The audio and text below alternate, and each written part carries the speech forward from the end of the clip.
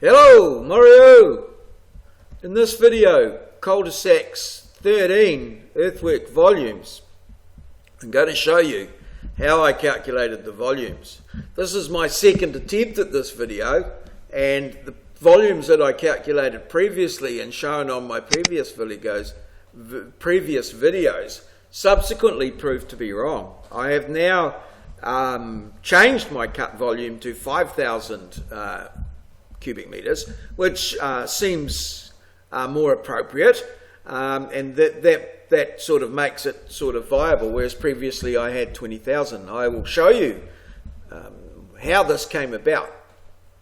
But at 5,000 cubes, 19 lots, it's around about 200 cubes, per lot, 250 cubes per lot, which is probably not too bad. It could be dug out, give the effect we want, and possibly some of the surplus material could be spread on the sections to further just raise the houses up above the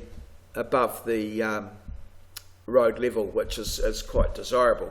So to calculate the areas, what I did was just went to my cross sections that I've done previously and essentially worked out the area of each cross section, the area of cut on each cross section. The way I did this was just to create a layer called areas, which I have turned off. Most of the time I just use it for calculation purposes. So here it is, just turned it on, created a little green polyline there around the cut area, and just included some of these areas which are probably a little bit too fiddly to achieve in practice, and just bulked out to there. So click on the polyline, make sure it's closed polyline. That gives us the area for that one, and I went through each one, as you can see, and there's the area. I'll just put on the single clicker there, and there's the area of the polyline on that particular one, 54.876. So I'm just going to turn that off now to sort of keep things tidy as we go. Turn off the areas layer, and so we've got our plan back to how it was. And next we then move to our spreadsheet and our alignment spreadsheet. Now, previously I'd calculated 20,000. The reason being that when I clicked in here, so we're just using the trapezoidal formula, which is basically the average area of the two sections multiplied by the distance between them.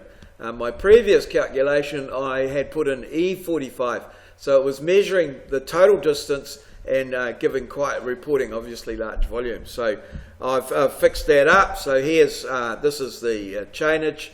This is the distance between the sections, 20, 40, and so on. You can see 19, 14. And this is the last section out the back of the cul-de-sac where we know that there's zero, it's actually on the cut and fill line. And I determined that distance off the long section profile that we created.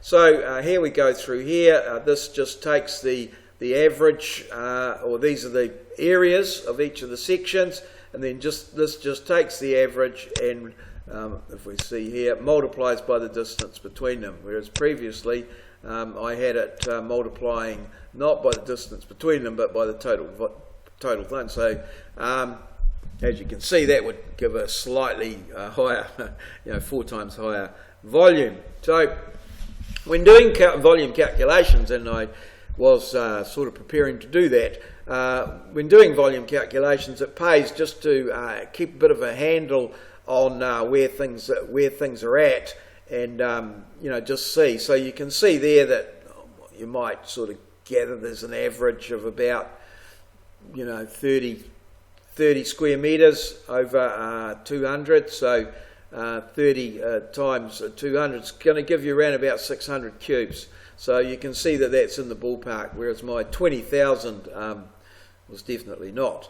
So always pays to do a sanity check on your volume. So I got a volume there of 4824, and just to maybe just to keep things pretty real, and just went back to our Earthworks one, and I've changed the volume, the cut volume, to 5,000 cubic metres, which seems more realistic and probably quite viable. Good cost benefit for the effect of cutting the thing down and what have you. So there you go. That's volumes.